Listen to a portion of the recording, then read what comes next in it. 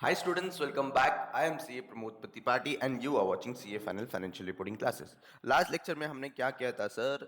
Last lecture में we completed variable consideration. Variable consideration हमने खत्म किया था. वेरिएबल कंसिडरेशन का जो भी 3-4 पॉइंट है वो खत्म किया था, राइट? वेरिएबल कंसिडरेशन में क्या क्या पढ़ा? एक तो methods of estimation of variable consideration, फिर उसके बाद क्या था उसका reassessment of the variable consideration, फिर कंस्ट्रेंट्स अगर कोई होगा ऑफ द वेरिएबल कंसिडरेशन वो पढ़ा था, ठीक है? और इसके रिलेटेड सारे क्वेश्चंस हमने सॉल्व किया था. ओके, आज देखते हैं significant financing component. Now significant financing component यानी मैं लास्ट 2 लेक्चर में ही तुम्हें एक ब्रीफ दिया था कि what exactly is significant financing component. तो आ जाओ यहाँ पे देख लेते हैं what exactly is significant financing component.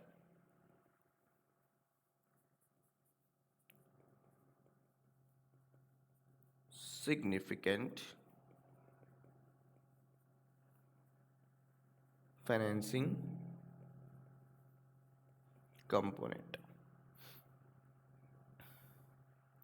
अब तुम्हें ये वर्ड देख के समझ में आना चाहिए, there should be a significant financing component. बरोबर. सिग्निफिकेंट कहीं डिफाइंड है क्या? बिल्कुल भी नहीं, कहीं भी डिफाइंड नहीं है. बरोबर. तो यहाँ पे सिग्निफिकेंट ये depends on terms of the contract, फिर उसके बाद नेचर ऑफ द कॉन्ट्रैक्ट, इसके ऊपर डिपेंडेंट है. कई कबार 2% can also be a significant part, मतलब 2% of the contract can also be a significant. क्यों? क्योंकि वो नेचर ऑफ द कॉन्ट्रैक्ट वैसा है. और कई कबार यहाँ पे नेचर ऑफ द कॉन्ट्रैक्ट के बेसिस में 20% इज इनसिग्निफिकेंट, राइट? तो यहाँ पे अगर सिग्निफिकेंट फाइनेंसिंग कंपोनेंट है, if there is a significant, then in that case we will recognize, what we will do, we will recognize, यहाँ पे अगर मैं ऐसा बोलूँ तो recognize revenue different from, या different नहीं, separate बोलूँ मैं, separate from financing component. यानी समझा नहीं sir what you are saying? यानी सिंपल है यार, ज़्यादा कुछ टेंशन लेने की ज़रूरत नहीं है. यहाँ पे मैं क्या बोल रहा हूँ, अगर वहाँ पे सिग्निफिकेंट फाइनेंसिंग कंपोनेंट है, सिग्निफिकेंट फाइनेंसिंग कंपोनेंट है यानी interest part included in the transaction price है, तो उस केस में मैं बोलूँ, उस केस में यहाँ पे हम क्या करेंगे, रेवेन्यू को अलग से रिकग्नाइज करेंगे. अब रेवेन्यू क्या होगा? Revenue will be nothing but cash selling price, right? Cash selling price मेरा रेवेन्यू होगा और एक्चुअल सेलिंग प्राइस, इन दोनों के बीच का difference will be the interest component. और ये इंटरेस्ट कंपोनेंट को सेपरेटली मैं क्या करूंगा, रिकग्नाइज करूंगा. तो नॉर्मली यहाँ पे 2 केसेस होते हैं. Normally we have 2 cases. One case is that goods transferred to the customer, goods transferred to the customer, goods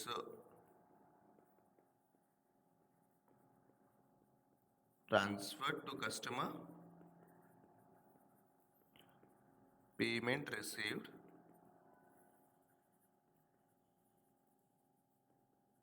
after a year. Good तो मिल गया, गुड्स मतलब कस्टमर को ट्रांसफर हो गया, परफॉर्मेंस ऑब्लिगेशन खत्म. बट यहाँ पे क्या हुआ, पेमेंट जो है 1 ईयर के बाद मिलने वाला है. अब गुड्स ही क्यों बोला, यहाँ पे सर्विसेज भी ले लेते हैं ना, गुड्स एंड सर्विसेज सर. चलो, और दूसरा केस क्या है? दूसरा केस ये हो सकता है that goods and services are not transferred but payment is received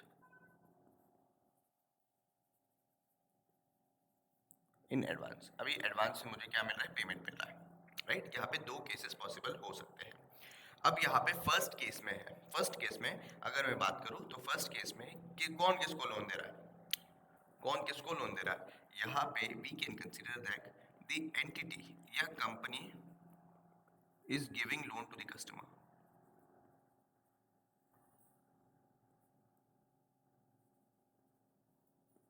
बरोबर.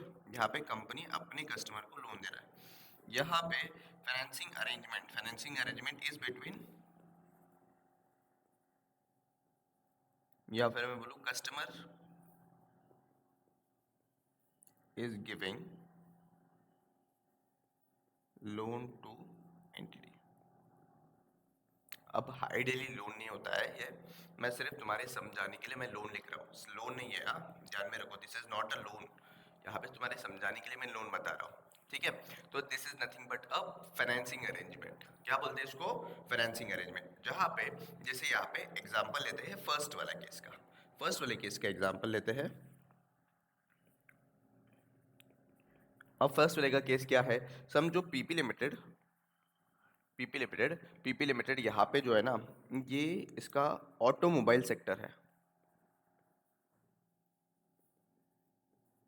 ऑटोमोबाइल सेक्टर मतलब पता है ना, कार्स बेचता है, स्पेयर पार्ट्स बेचता है, राइट। और अपना कस्टमर कौन है पता है क्या? अपना कस्टमर चिंटू भाई।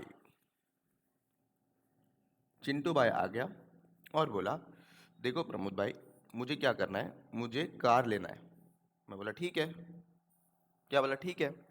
बट चिंटू ने क्या बोला?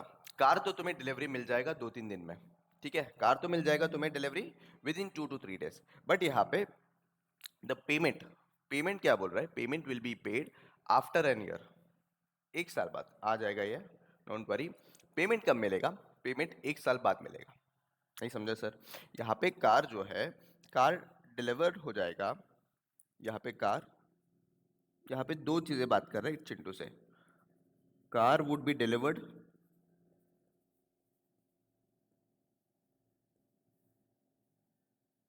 With in a week. But यहाँ पे payment from Chintu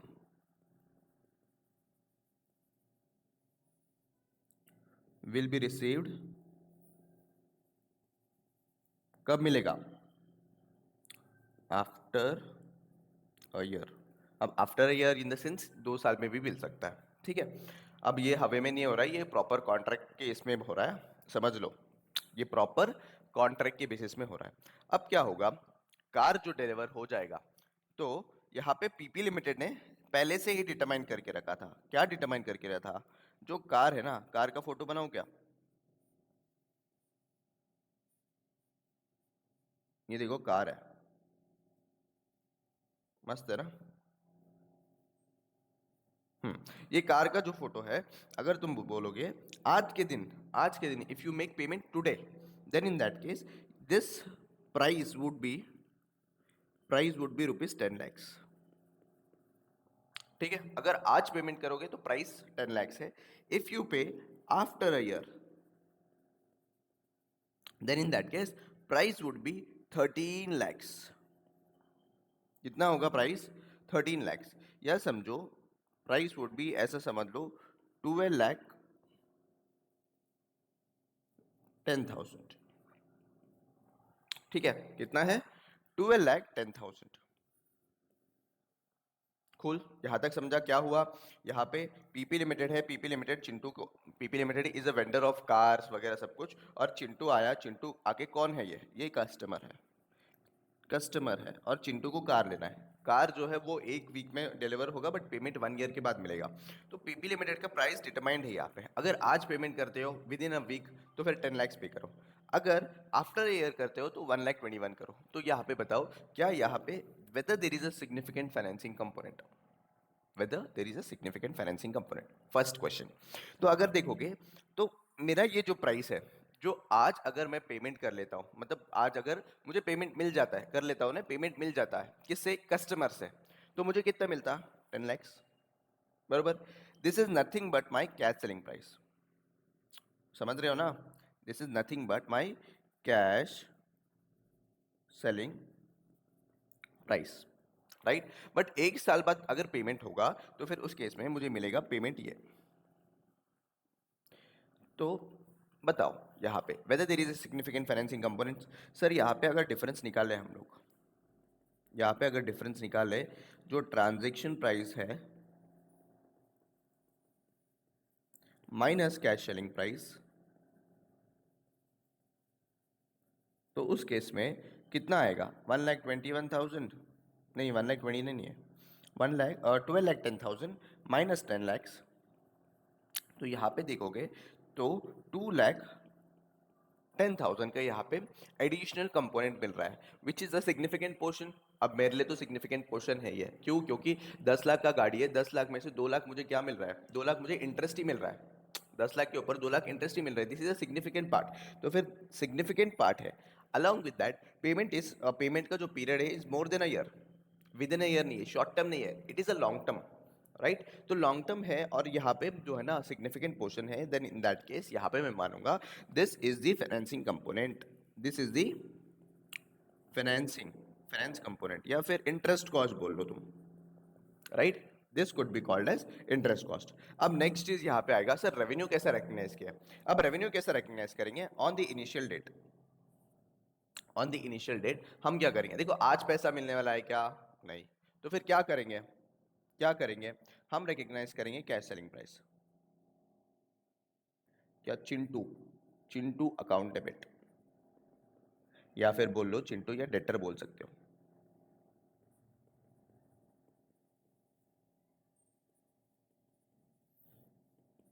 to sales या टू रेवेन्यू कर लो, टू सेल्स नहीं तो टू रेवेन्यू कर लो डायरेक्टली। कितना रिकग्नाइज करेंगे, 10 लाख। सर 10 लाख क्यों कर रहे हैं, मेरा कैश सेलिंग प्राइस 10 लाख है, 10 लाख के ऊपर 1 साल के लिए इंटरेस्ट लगाऊंगा मैं, समझ रहे हो, 1 साल का। अब जो इंटरेस्ट है, इंटरेस्ट का अपने को परसेंटेज पता नहीं है, डायरेक्टली इंटरेस्ट का रिकग्नाइज कर रहा हूं मैं, कैसा करेंगे, फिर आफ्टर 1 ईयर, आफ्टर 1 ईयर क्या करूंगा, after 1 year debtor account debit to interest income, समझ रहे हो क्या। तो यहाँ पे आ जाएगा 2,10,000, 2,10,000, बरोबर। और थर्ड एंट्री आ जाएगा मुझे, बैंक में पेमेंट मिल जाएगा, bank account debit to debtor, मुझे पेमेंट कितना मिलेगा, पेमेंट मेरा डेटर्स अगर देखोगे तो 10 lakhs, अलॉन्ग विद दैट मुझे इंटरेस्ट भी मिलने वाला है, तो विच विल बी 12,10,000। अच्छा सर, अब यहाँ पे एक और एंट्री आएगा, कौन सा, जो इंटरेस्ट कॉस्ट है उसको मुझे पीएनएल में ट्रांसफर करना पड़ेगा, या इंटरेस्ट इनकम है, कॉस्ट नहीं है अपने लिए, इनकम है, तो यहाँ पे इनकम को मैं ट्रांसफर करूंगा पीएनएल में, interest income to profit and loss account. अगर यहाँ पे देखोगे ध्यान से, ध्यान से अगर देखोगे ना, तो मेरा रेवेन्यू मैंने रिकग्नाइज कितना किया, मैंने अगर रेवेन्यू रिकग्नाइज किया तो I have recognise the revenue only 10 lakhs का, राइट। द अल्टीमेट गोल यहाँ पे क्या है, we have to recognise the revenue only of this cash selling price, मतलब कैश सेलिंग प्राइस ही मेरा क्या रहेगा, रेवेन्यू रहेगा। ऊपर का financing component will be transfer to PNL. तो अगर नेक्स्ट एंट्री देखोगे तो मेरा इंटरेस्ट इनकम मैंने रिकग्नाइज किया और उसको मैंने ट्रांसफर कर दिया पीएनएल, बरोबर। मुझे बैंक से पेमेंट मिल जाएगा, पेमेंट तो पूरा मिलेगा ना बैंक में, बट यहाँ पे मुझे चेक करना है उसमें से कितना पोर्शन मेरा रेवेन्यू है। तो 10 lakhs वॉज माई रेवेन्यू, तो 10 lakhs रेवेन्यू रिकग्नाइज किया, 2,10,000 which was my interest income, उसको मैं पीएनएल में रिकग्नाइज कर दिया। Is that clear. ऐसा हम रेवेन्यू रिकग्नाइज करेंगे when there is a delayed payment. क्या बोलते हैं इसको, when there is a delayed payment. अगर यहाँ पे ध्यान से अगर देखे होंगे तो मैंने दो चीज तो बताई था, क्या, one is the significant portion of the financing component, मतलब यानी यहाँ पे हम जब देखेंगे कॉन्ट्रैक्ट को, मुझे देखना है कि whether there is a significant financing component. Significant in the sense यहाँ पे कहीं पे भी डिफाइन नहीं है, बट यहाँ पे based on the nature of the contract हम डिफाइन करेंगे whether there is a significant financing component और नॉट। नेक्स्ट थिंग, मैं बोला कि यहाँ पे the payment terms are more than a year, बरोबर। तो शॉर्ट टर्म के लिए नहीं है, लॉन्ग टर्म के लिए है, तो यहाँ पे ये प्रैक्टिकल एक्सपीरियंस है। तो जहाँ पे if there is a short term arrangement, then in that case that is not a financing arrangement. और यहाँ पे हम क्या बोलेंगे, यहाँ पे हम बोलेंगे कि there is no significant financing component, right. अगर अगर मोर देन अ ईयर है पेमेंट, तो फिर उस केस में हम क्या मानेंगे, there is a significant financing component. This was one of the example, मतलब यानी क्या, एंटिटी, जो एंटिटी है जिसको इंड एस 115 लग रहा है, वो किसको दे रहा है, loan to the customer, loan नहीं, there is a financing arrangement between the entity and the customer, ठीक है। आ जाओ, तुम्हें सिग्निफिकेंट वाला पार्ट पर जो है ना उसके रिलेटेड एक क्वेश्चन करवाता हूं।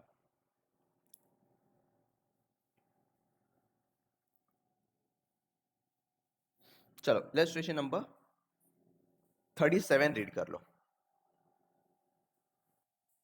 रीड कर लिया क्या, चलो लेट्स गो।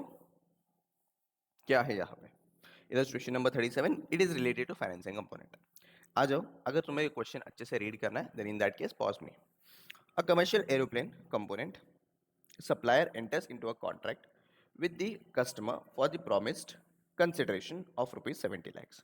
तो यहाँ पे कमर्शियल एरोप्लेन वाला है, एरोप्लेन कंपोनेंट सप्लायर है, एंटर करता contract with the customer for the promised consideration. कितना है promised consideration? 70 lakhs based on an evaluation of the facts and circumstances. देखो बोल रहा था ना मैं कि फैक्ट्स एंड सर्कमस्टेंसेस हर एक चीज में देखो, क्योंकि we are studying in the very generalised view, मतलब एक जनरलाइज्ड व्यू में पढ़ रहे हैं हम, बट ये जो सेक्टर टू सेक्टर डिपेंड करता है। अभी जैसे रिलायंस है, रिलायंस का अलग अलग सेक्टर्स है, और उसमें रिलायंस में क्या है, एक तो अभी वाईफाई वाला भी आ गया, जियो फाइबर वाला पार्ट, फिर उसके बाद ऑयल्स में भी है रिलायंस। अब यहाँ पे फाइनेंसिंग कंपोनेंट की बात करूँ तो हर एक इसमें अलग अलग होगा, तो बेस्ड ऑन बिजनेस हमें चेक करना होगा। ओके, फिर उसके बाद the supplier concluded that ₹1,40,000 represented a insignificant financing component because of an advance payment received in excess of a year before the transfer of control of the product. अच्छा, तो क्या बोल रहा है यहाँ पे? यहाँ पे ये बोल रहा है कि 1,40,000 का रिप्रेजेंट्स अस इनसिग्निफिकेंट फाइनेंसिंग कंपोनेंट। हम क्या बात कर रहे हैं? सिग्निफिकेंट। यहाँ पे बोल रहे हैं insignificant financing component because of advance payment received in excess of a year before the transfer of control. State whether company needs to make any adjustment in determining the transaction price. पहले तो चीज मैंने बोला था, अगर significant financing component है तो revenue अलग और मेरा फाइनेंसिंग कंपोनेंट अलग। यहाँ पे क्या बोल रहे हैं इन लोग? यहाँ पे they are saying that insignificant portion of financing component है, तो फिर उस केस में हम क्या करेंगे? कोई भी एडजस्टमेंट नहीं होगा ट्रांजैक्शन प्राइस में, ट्रांजैक्शन प्राइस पूरा का पूरा will be considered as revenue. Okay sir, तो यहाँ पे जो 1,40,000 है that will be considered as insignificant, और यहाँ पे उसको कुछ एडजस्टमेंट करने की जरूरत नहीं है। State whether the company needs to make any adjustment in determining the transaction price. What if, अब देखो ये वाला जो पार्ट है ना, ये एडवांस पेमेंट रिसीव्ड है, जो सेकंड वाला पार्ट कर रहे थे ना हम, अभी जो सेकंड वाला पार्ट करना है हमें, जो कस्टमर अपने को एडवांस दे रहा है वो बात है, बट यहाँ पे तुम्हें देखना है क्या? सिग्निफिकेंट एंड इनसिग्निफिकेंट वाला part. Okay, yes sir, if the advance payment was larger and received further in advance such that the entity concluded that 14 lakh represented the financing component। यानी क्या बोल रहे हैं कि सिंपल है, अगर एडवांस पेमेंट रिसीव हुआ और वो एडवांस पेमेंट रिसीव होने के बाद वो इतना सिग्निफिकेंट है जिससे फाइनेंसिंग कंपोनेंट बन रहा है 14 lakhs का बन रहा है financing based on the analysis of facts and circumstances. तो बताओ, जब अगर ऐसा कुछ आ गया विच इज 14 lakhs का, देन इन दैट केस यार क्या करना होगा? अगर सिग्निफिकेंट है तो रेवेन्यू को अलग रिकग्नाइज करो, तो यहाँ पे रेवेन्यू अलग रिकग्नाइज होगा, और 1,40,000 नहीं, 1,40,000 को इग्नोर करो, 14 lakhs अलग से रिकग्नाइज होगा as the finance component. Okay, तो देखो आंसर क्या है? The entity may conclude that 1,40,000 or 2% of the contract price is not significant, and the entity may not need to adjust the consideration promised in determining the transaction price। तो फिर यहाँ पे क्या बोल रहे हैं? सिंपल है, एंटिटी क्या बोल रहा है कि अगर 1,40,000 इनसिग्निफिकेंट है तो ट्रांजैक्शन प्राइस को एडजस्ट करने की जरूरत नहीं है। However, when the advance payment was larger and received further in advance such that the entity may conclude, क्या conclude करेगा? That 1,40,000 जो 1,40,000 है represent the financing component based on the analysis of facts and circumstances। In such a case, the entity may conclude 14 lakhs or 20% of the contract price is significant। यहाँ पे क्या बोल रहे? देखो 14 lakhs जो है 20% is significant and entity should adjust the consideration promised in determining the transaction price। अब transaction price को determine करने के लिए हम adjust करेंगे। यहाँ पे देखो सिर्फ एक नोट दिया है, तो समझ रहे हो सिग्निफिकेंट एंड इनसिग्निफिकेंट का डिफरेंस। अब फैक्ट्स एंड सर्कमस्टेंसेस के बेसिस में डिटरमाइन होगा वो, बट अगर वो सिग्निफिकेंट है तो फाइनेंसिंग कंपोनेंट सेपरेटली दिखाना होगा। ठीक है सर, ओके। चलो उसके साथ साथ में इलस्ट्रेशन नंबर 38 भी देख लो। करूँ रीड? यस, चलो करते हैं। NKT Limited sells a product to customer for 1,21,000। लिख लूँ क्या यहाँ पे? हाँ लिख लेता हूँ। NKT Limited सेल्स कस्टमर को कितना? 1,21,000 में। That is payable 24 months after the delivery. अच्छा जी, यहाँ पे जब आ गया पेमेंट के टाइम, तो फिर उस केस में तुम्हें समझ में आना चाहिए, क्या आना चाहिए सर? 24 मंथ्स है, that is more than a year. और यहाँ पे जो 1,21,000 है, 1,21,000 जो कस्टमर ट्रांजेक्शन प्राइस है, this is not the actual price, ये कैश सेलिंग प्राइस नहीं है, क्यों? पेमेंट जो है ना 24 मंथ्स के बाद होने वाला है, आफ्टर द डिलीवरी। बरोबर। तो ये जो 1,21,000 में ना 1,21,000 में कुछ तो एक फाइनेंसिंग कंपोनेंट छुपा है, वो निकालना है अपने को। ठीक है। The customer obtains the control of product at a contract inception. तो कंट्रोल जो है वो कॉन्ट्रैक्ट के इंसेप्शन ही मिलेगा। द कॉन्ट्रैक्ट परमिट्स, क्या परमिट करेगा the customer to return the product within 90 days, मतलब रिटर्न भी करने का इसके पास ऑप्शन है। The product is new and the entity has no relevant historical evidence of product returns और अदर अवेलेबल मार्केट एविडेंस। तो यहाँ पे सिंपली बोल रहा है एक बार बेचने के बाद रिटर्न आने का कोई चांस नहीं है, क्यों, हमारे पास एक्सपीरियंस है इसका। The cash selling price of the product is 1 lakh. अच्छा जी, अगर तुम देखोगे तो कैश सेलिंग प्राइस कितना है इसका, इसका कैश सेलिंग प्राइस है सर ₹1 लाख। बट बेच कितने रहे में, मतलब अगर जो है ना पेमेंट 1 साल बाद जाता है, पेमेंट जो है कितना, 1 साल बाद नहीं, 1 साल बाद नहीं, 24 मंथ्स के बाद। तो यहाँ पे इन दोनों का difference is nothing but the financing component which is 21,000। दोनों का बीच का डिफरेंस कितना है, 21,000। ये मेरा फाइनेंसिंग कंपोनेंट है। क्या तुमको ये फाइनेंसिंग कंपोनेंट सिग्निफिकेंट लग रहा है क्या? बिल्कुल भी यस। 1 लाख का मेरा कैश सेलिंग प्राइस है, उसमें से 21,000 इज दी फाइनेंसिंग कंपोनेंट, उसमें से नहीं, मतलब बेस्ड ऑन दैट 21,000 जो है ना वो फाइनेंसिंग कंपोनेंट है। This is definitely a significant part. तो फिर 1 लाख को मैं सेपरेटली रिकग्नाइज करूंगा एज एन रेवेन्यू, और 21,000 को मैं क्या करूंगा, सेपरेटली रिकग्नाइज करूंगा as an interest income. Interest income ही होगा, यस, इंटरेस्ट इनकम होगा in this case. Okay, represent the amount that the customer would pay upon the delivery for the same product under otherwise identical terms and conditions at the contract inception. The entity's cost of product is 80,000. तो entity का cost of product is 80,000. The contract includes an implicit interest rate of 10%. अब यहाँ पे क्या बोल रहे हैं, interest rate जो है ना वो 10% का है implicit. The interest rate over the 24-month discount, the promised consideration is 1,21,000 to the cash selling price is 1 lakh. Analyse the about transaction with respect to financing component. Simple है, financing component का क्या हम करेंगे, 1 लाख का cash selling price है, that would be recognised as an revenue, और उसके बाद बचा हुआ जो पार्ट है, बचा हुआ 121,000 will be recognised as an interest income. समझ में आ रहा है क्या बाबा, आ रहा है ना समझ के? चलो, क्या बोल रहा यहाँ पे, the contract includes a significant financing component. Okay है, the evident, this is evident from the difference between the amount of promised consideration. बराबर, दिस इज एविडेंस, एविडेंस मतलब जो प्रोमिस्ड कंसिडरेशन है वो 1,21,000 है और कैश सेलिंग प्राइस है 1 लाख है, to at the date goods are transferred to the customer. The contract includes an implicit rate of interest 10% का है। ओके, 24 मंथ्स के लिए, यानी क्या, इनिशियली मैं क्या रिकग्नाइज करूंगा, इनिशियली मैं रेवेन्यू रिकग्नाइज करूंगा ऑफ ₹1 लाख, और वो 1 लाख के ऊपर मेरा अनवाइंडिंग होगा, और उसके बाद 1,21,000 तक आया। चाहो तो हम एंट्रीज भी कर लेते, डोंट वरी। ठीक है, interest rate that over 24 months discount, the promised consideration would be 21,21,000 to the cash selling price of ₹1 lakh. The entity evaluates the rate and concludes that commensurate with the rate that would reflect a separate financing transaction between the entity and the customer at the contract inception. तो simply यहाँ पे बोल रहे हैं, हम review करने के बाद, कॉन्ट्रैक्ट को रिव्यू करने के बाद हमें क्या लग रहा है, यहाँ पे रेट 10% है। अगर रेट के बेसिस में देखूं मैं, तो यहाँ पे जो एंटिटी है और कस्टमर है, कस्टमर के बीच में एक सेपरेट फाइनेंसिंग अरेंजमेंट हो सकता है बेस्ड ऑन दिस। तो हम यहाँ पे जो 10% के बेसिस में एडिशनल ले रहे हैं ना, उसको सेपरेट फाइनेंसिंग कंपोनेंट मानेंगे। Until the entity receives the cash payment from the customer, the entity revenue, interest revenue would be recognized in accordance with Ind AS 109. Ind AS 109 में जैसा हम recognize करते हैं वैसे ही recognize करेंगे, सिंपल है भाई। मैंने जो एंट्रीज बताया था भाई, in determining effective rate of interest in accordance with Ind AS 109, the entity would consider the remaining contractual term, यानी 24 मंथ्स का पूरा कंसिडर करेंगे। अच्छा, अब यहाँ पे तुम्हारा एक और डाउट हो सकता है, क्या सर, सर एंट्रीज कैसा हो सकता है, what can be the entries? तो आ जाओ मैं बताता हूँ ना, क्या है इलस्ट्रेशन 38, सिंपल जर्नल एंट्रीज। और जब भी तुम एग्जाम में जाओ ना, तो तुम क्या करना चाहिए, व्हाट शुड यू डू, जो जर्नल एंट्रीज है पूरे एफआर में, वो पूरे एफआर के जर्नल एंट्रीज देख के जाना चाहिए। क्यों? क्योंकि जब तुम एग्जाम में बैठे हो तो इतना प्रेशर में बैठे रहते हैं, तो हम लॉजिक नहीं लगा सकते, और लॉजिक लगाने का टाइम भी नहीं होता है।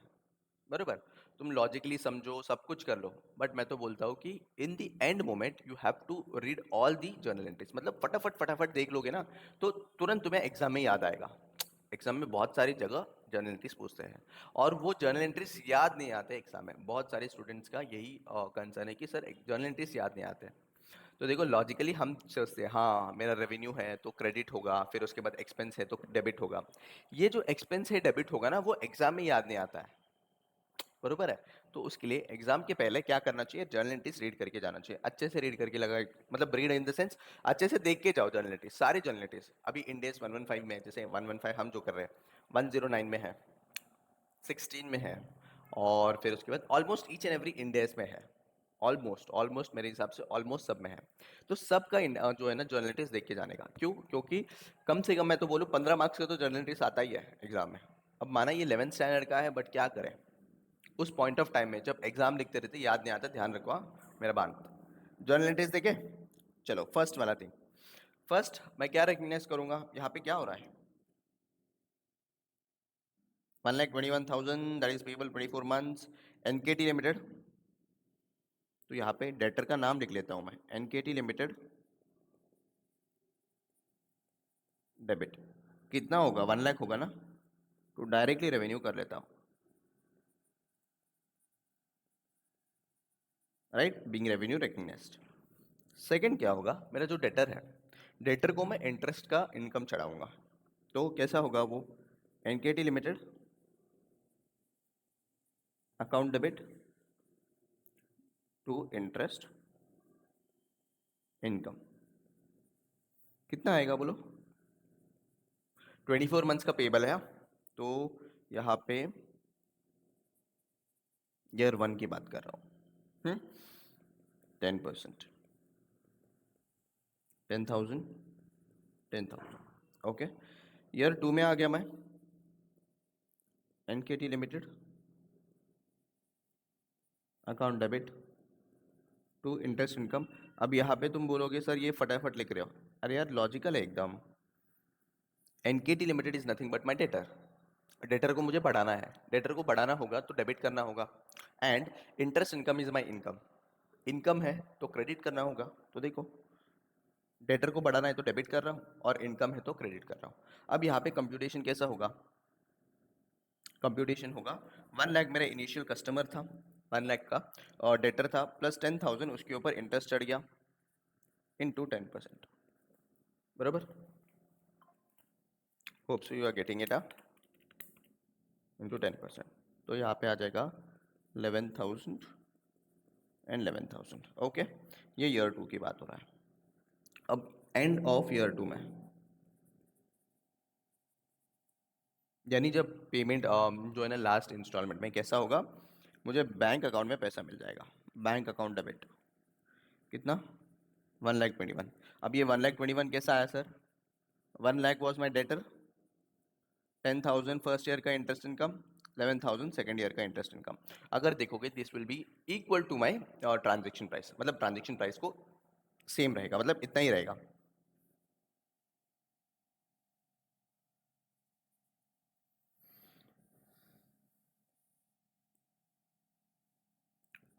टू एनकेटी लिमिटेड, ठीक है, इतना हुआ। फिर उसके बाद एक ट्रांसफर एंट्री करेंगे हम, टोटल क्या टोटल एंट्री करेंगे सर, जो पीएनएल इंटरेस्ट इनकम है, इंटरेस्ट इनकम को मैं ट्रांसफर कर दूंगा into PNL interest account debit. कितना हो, 21,000, 21,000 to profit and loss account, कितना है 21,000। ये ट्रांसफर एंट्री होगा, सिंपल। यहाँ पे कोई भी डाउट है क्या, डाउट है तो पूछ लेना मुझे, देख लो एंट्रीज चाहो तो।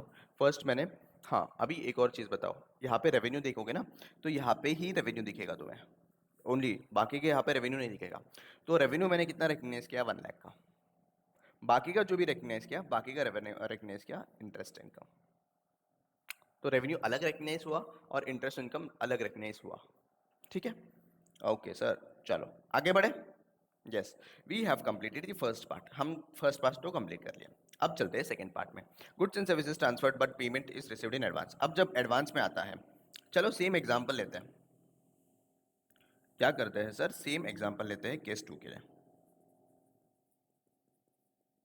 सेम अपना पीपी लिमिटेड है वगैरह सब कुछ, बट यहाँ पे जो ये है ना, कौन है, चिंटू, चिंटू भाई ने क्या किया, जो 10 lakhs का कैश है वो पहले ही दे दिया। क्या किया, चिंटू ने 10 lakhs का कैश पहले ही दे दिया। समझ रहे हो क्या बोल रहा हूँ? यहाँ पे पीपी लिमिटेड है और ये चिंटू है, ठीक है। और यहाँ पे अगर मैं बोलूँ, चिंटू ने क्या किया, चिंटू ने एडवांस पेमेंट कर दिया, ठीक है, एडवांस पेमेंट कर दिया। कितना सर, ₹10 lakhs का, बराबर। और पीपी लिमिटेड जो है, पीपी लिमिटेड यहाँ पे कार ट्रांसफर करेगा, कब कार ट्रांसफर करेगा, कार ट्रांसफर करेगा आफ्टर अ ईयर, ठीक है। क्या हो रहा है, पीपी लिमिटेड कार ट्रांसफर करेगा after a year, but payment हमें पहले ही मिल गया है। तो नॉर्मली अब उस पॉइंट ऑफ टाइम में 1 साल बाद कैश का, कार का प्राइस क्या होगा, साल के बाद कार का प्राइस हो सकता है मे बी ₹12 lakhs का। आफ्टर ईयर यहाँ पे कार का प्राइस क्या हो सकता है, 12 lakhs का हो सकता है, बरोबर। अब यहाँ पे जब 12 lakhs की बात आ गया और चिंटू 10 lakhs का ही पेमेंट किया, सर ये डिफरेंस बिटवीन जो भी है, ये क्या हम फाइनेंसिंग कंपोनेंट बोल सकते हैं? हाँ बिल्कुल बोल सकते हैं ना, फाइनेंसिंग कंपोनेंट बोल सकते हैं, दोनों का डिफरेंस है ना। This is cash selling price और दिस इज ट्रांजेक्शन प्राइस। लेकिन सर यहाँ पे इंटरेस्ट किसको लगेगा, इंटरेस्ट किसको लगेगा, पीपी लिमिटेड को लगेगा ना। जो अपना चिंटू है, चिंटू ने पहले ही दे दिया, क्या चिंटू को देंगे इंटरेस्ट कॉस्ट? बिल्कुल भी नहीं, this will be considered as notional cost, interest cost, ठीक है। क्या मानेंगे यहाँ पे, जो 2 lakhs है, 2 lakhs will be considered as notional interest cost और उसको पीएनएल में ट्रांसफर करेंगे। तो कैसा होगा सर, कैसा होगा, आ जाओ बताता हूँ। एडवांस मिल गया मुझे, तो पहला एंट्री आ जाएगा, बैंक में पैसा आ जाएगा ना, बैंक अकाउंट डेबिट। टू मैं बोल सकता हूँ कॉन्ट्रैक्ट लाइबिलिटी, कितना है, कितना है, 10 lakhs। अब यहाँ पे बैंक में तो मुझे पैसा मिल गया, ये कॉन्ट्रैक्ट लाइबिलिटी है। समझो, मान लो, लेट्स टेक एन एग्जांपल, 10% मेरा इंटरेस्ट रेट है। तो यहाँ पे क्या करूंगा मैं, आफ्टर ईयर में देने वाला हूँ पेमेंट, याद रखो आफ्टर ईयर। तो यहाँ पे क्या करूंगा, कॉन्ट्रैक्ट लाइबिलिटी, नहीं नहीं मेरे इंटरेस्ट कॉस्ट है ना, तो यहाँ पे करूंगा interest expense account debit to. To क्या करूंगा, टू कर दूंगा सर यहाँ पे कॉन्ट्रैक्ट लाइबिलिटी। कितना आएगा बताओ, ये 10 lakhs इंटू 10%, तो ये आ जाएगा 1 लाख का, बरोबर, बरोबर। तो ये जो है 1 लाख का, हम बाद में, मतलब ये this is nothing but a notional interest cost, ठीक है। क्या मानेंगे इसको, नोशनल इंटरेस्ट कॉस्ट, और नोशनल इंटरेस्ट कॉस्ट को हम क्या करेंगे, पीएनएल में ट्रांसफर कर देंगे, सिंपल। जब परफॉर्मेंस ऑब्लिगेशन पूरा हो जाएगा, जब परफॉर्मेंस ऑब्लिगेशन पूरा हो जाएगा, देन इन दैट केस हम रेवेन्यू रिकग्नाइज करेंगे 10 lakhs का, और 1 lakhs का हम नोशनल इंटरेस्ट में डाल देंगे। इज दैट क्लियर, बोलो यस और नो। हाँ, चलो, यहाँ पे इतना तो समझ में आ गया। अब नेक्स्ट मेरा यहाँ पे आ जाएगा, मेरा तो 1 साल खत्म हो गया, अब क्या है, कार डिलीवरी हो गया, कार डिलीवरी हो गया। तो क्या करूंगा, पहले तो मुझे जो मैंने कॉन्ट्रैक्ट लाइबिलिटी में रिकग्नाइज करके रखा था, it was my obligation to deliver the car, कितने का, 10 लाख का। तो ये जो कॉन्ट्रैक्ट लाइबिलिटी है, जब मैं कार डिलीवर कर दूंगा वो रेवेन्यू कंसिडर हो जाएगा, रेवेन्यू में ट्रांसफर हो जाएगा ना। तो वो कैसे करेंगे सर, सिंपल है, कॉन्ट्रैक्ट लाइबिलिटी को डेबिट करो, कॉन्ट्रैक्ट लाइबिलिटी अकाउंट डेबिट, जो भी 10 लाख था, टू रेवेन्यू। हो गया क्लियर, यहाँ पे रेवेन्यू मेरा रिकग्नाइज हुआ 10 lakhs का, ओके। और फोर्थ एंट्री मेरा क्या रहेगा, what will be my fourth entry, fourth entry ये रहेगा, यहाँ पे जो फाइनेंस कॉस्ट हमने रिकग्नाइज किया था, expenses, interest expenses will be transfer to PNL, simple है। Profit and loss account debit to interest expenses, कितना था, 1 lakh rupees, 1 lakh rupees, simple. Narration नहीं लिख रहा हूँ क्योंकि एग्जाम में बैठा हूँ मैं। तुम एग्जाम में नरेशन लिख के आना ध्यान से। क्यों? क्योंकि नरेशन का मार्क्स कटता है, ऐसा सुना है मैंने। अब मैंने देखा नहीं है, सुना है हाँ। चलो, ये मेरा पार्ट हुआ of the when the customer pays in advance. समझ रहे हो? तो अपने पास दो केस है। पहले सेकंड केस समझा देता हूँ, एडवांस वाला। एडवांस के केस में क्या होगा, हमें गुड्स डिलीवर करना है 1 साल बाद या फिर समझो 6 महीने बाद, बट मुझे पेमेंट पहले ही मिल रहा है। अब 6 महीने जो है ना, this will be a short term arrangement, 1 साल बाद ही समझ लो। 1 साल बाद अगर मुझे डिलीवरी करना है गुड्स का और आज मुझे पेमेंट मिल रहा है, तो फिर इन दैट केस क्या मानोगे, क्या मानेंगे सर, यहाँ पे the payment is received in advance और यहाँ पे customer is making some finance arrangement with the entity. ठीक है, तो कंसिडर कर लो लोन दे रहा है। अब ये लोन दे रहा है तो जो लोन है that will B at the rate of interest rate, जो भी इंटरेस्ट रेट रहेगा वो इंटरेस्ट रेट को हम नोशनल इंटरेस्ट कॉस्ट करके रिकग्नाइज कर लेंगे और उसको पीनल में ट्रांसफर करेंगे। बट रेवेन्यू में कितना होगा? ओनली रेवेन्यू होगा जिसमें जितना मेरा कैश सेलिंग प्राइस है, दोनों भी। और उसके बाद पहले वाला जो चीज़ है, पहले वाला क्या था? पहले वाला जो एंटिटी अपने कस्टमर को कुछ दे रहा है, मतलब एंटिटी अपने कस्टमर को कुछ लेमन टर्म्स में बोलूँ तो 12 मंथ्स का प्रोविजन दे रहा है, 24 मंथ्स का प्रोविजन दे रहा है टू फॉर दी पेमेंट। ठीक है, अब यहाँ पे क्या होगा, क्या होगा सर, यहाँ पे मेरा जो है ना पेमेंट 24 मंथ्स में आने वाला है, मिलने वाला है। तो यहाँ पे कुछ फाइनेंसिंग कंपोनेंट इन्वॉल्व है, तो उसको कंप्यूट करो, रेवेन्यू को अलग रिकग्नाइज करो और इंटरेस्ट कंपोनेंट को अलग रिकग्नाइज करो। इंटरेस्ट कंपोनेंट अदर इनकम में जाएगा, रेवेन्यू जाएगा अपने रेवेन्यू में, एक्चुअल रेवेन्यू में। ठीक है, ये दो चीज़। इनका जर्नल एंट्रीज मैंने लिख दिया, मतलब जर्नल एंट्रीज अच्छे से समझा दिया, तो देख लो जर्नल एंट्रीज एक बार अच्छे से। तो यहाँ पे हम रिकग्नाइज करेंगे कॉन्ट्रैक्ट लाइबिलिटी, और यहाँ पे तुम डेटर्स की जगह में कॉन्ट्रैक्ट एसेट भी रिकग्नाइज कर सकते हो। यहाँ पे दोनों भी चल जाएगा, डेटर्स भी चल जाएगा, कॉन्ट्रैक्ट एसेट भी चल जाएगा। ठीक है, यहाँ तक क्लियर है? If this is clear then will move forward, मतलब आगे बढ़ेंगे, आता रहेगा ना। चलो, this was about the financing component. अब फाइनेंसिंग कंपोनेंट में कब कभार क्या होता है, कब कभार कुछ कुछ एग्जाम्पशन दिया है। एक मिनट रुको, मैं एक छोटा सा नोट इंपोर्ट कर लेता हूँ।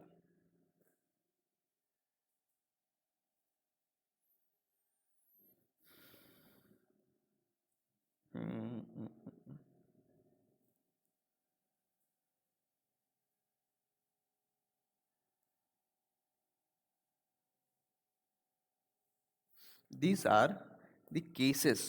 These are the cases when financing component is not recognized.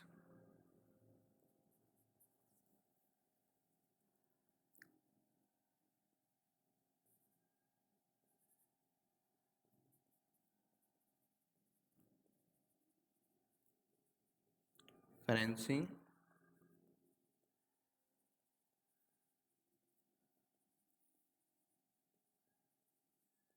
ठीक है, क्या है ये? कब फाइनेंसिंग कंपोनेंट को हम इग्नोर करते हैं, कब इग्नोर करते हैं sir? These are the some of the cases. Some of the cases में पहले वाली चीज, एक सबसे पहले कस्टमर ने क्या किया था, ये शायद से मैंने ऑलरेडी बताया है। कस्टमर ने क्या किया है, अब मैं तो रेडी हूँ गुड्स डिलीवर करने के लिए, ठीक है, I am ready to deliver the goods. But customer बोल रहा है सर नहीं सर, मैं तुम्हें पेमेंट करके रखता हूँ, मुझे जो है ना गुड्स जो है जब जब मैं बोलूँगा तब तब डिलीवर करना। बरोबर, जब जब मैं बोलूँगा तब डिलीवर करना, तुम पहले डिलीवर मत करो। तो क्या बताओ, weather there is an intention of financing arrangement? नहीं, बरोबर ना। वो पैसे देने को रेडी है, मैं पैसे लेने को रेडी हूँ, गुड्स ट्रांसफर करने को रेडी हूँ, बरोबर। यहाँ पे कोई भी ऐसा इंटेंशन नहीं है ऑफ द फाइनेंसिंग कंपोनेंट, मतलब financing component in the sense provision of the financing. तो तो सर यहाँ पे तब उस केस में हम क्या करेंगे, फाइनेंसिंग कंपोनेंट को इग्नोर करेंगे। क्यों? क्योंकि कस्टमर मुझे पेमेंट दे रहा है और कस्टमर जैसे जैसे बोलेगा वैसे वैसे मैं डिलीवर कर दूंगा गुड्स, राइट। तो फिर यहाँ पे फाइनेंसिंग अरेंजमेंट का कहाँ पे ये है, कुछ भी नहीं है ना। तो पहला केस वही बात कर रहा है, अगर customer paid for the goods and services in advance and timing for the transfer of the those goods और services is at the description of the customer. Customer अपने चाहत से बोल रहा है कि यहाँ पे डिलीवर करो, ऐसा डिलीवर करो, तो उस केस में कोई फाइनेंसिंग अरेंजमेंट नहीं रहेगा। For example, consider a prepaid card for mobile phone services wherein the customer has the discretion to avail the mobile services within a certain time of band of time। यानी क्या, अभी जैसा यहाँ पे prepaid तुम कोई भी रिचार्ज करते रहेंगे, समझो जियो को करते हैं, ठीक है, जियो को रिचार्ज करते हैं, तो क्या बोलता है रिचार्ज, 1 GB पर डे या 2 GB per day for 28 days. ठीक है, अब 28 डेज में कितना भी यूज कर लो तुम, क्या जियो को कुछ फर्क पड़ेगा क्या? तुम तो पैसा भर दिया और तुम अपने डिस्क्रिप्शन से, मतलब अपने खुद के मर्जी से तुम इंटरनेट यूज करोगे, कॉलिंग सर्विसेज यूज करोगे ना, बरोबर। तो यहाँ पे कोई भी फाइनेंसिंग अरेंजमेंट नहीं है। This is the first case. Hope so you got it. अब क्या है नेक्स्ट थिंग, अब सेकेंड चीज है कि दी फाइनेंसिंग अरेंजमेंट, मतलब यहाँ पे जो भी अमाउंट ऑफ कंसिडरेशन है that depends upon the uncertain events. अब uncertain events in the sense यानी क्या, समझो इंसेंटिव, यहाँ पे क्या बोल रहा हूँ इंसेंटिव, या फिर यहाँ पे एग्जांपल दिया sale based royalty payment, sale based royalty payment if the consideration is sale based royalty. यहाँ पे अगर सेल होगा तो मिलेगा, बरोबर, इफ अगर सेल होगा तो मिलेगा, अदरवाइज नहीं मिलेगा ना। तो यहाँ पे फाइनेंसिंग अरेंजमेंट क्या है, फाइनेंसिंग अरेंजमेंट नहीं आएगा यहाँ पे, बरोबर। या फिर ऐसा हो सकता है एंटिटी के हाथों में कुछ है नहीं, एंटिटी जो है एंटिटी के हाथों में कुछ है नहीं। एंटिटी कब कर सकता है, एंटिटी कंसिडरेशन रिसीव करता है जब कोई इवेंट अकर होगा, तब जाके entity can receive the consideration, otherwise entity can not receive the consideration. जैसे यहाँ पे सेल बेस्ड रॉयल्टी पेमेंट का एक एग्जांपल दिया था, ठीक है।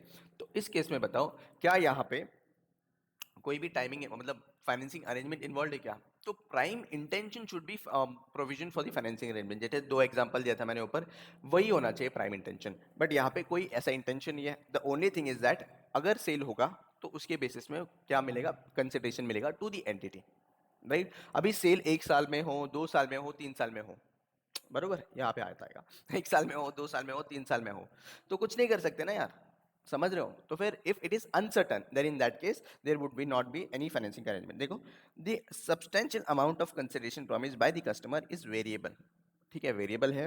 एंड द टाइम अमाउंट और timing of the that consideration varies on the basis of occurrence और non occurrence of the future events, मतलब फ्यूचर इवेंट्स के बेसिस में वो बेस्ड ऑन है।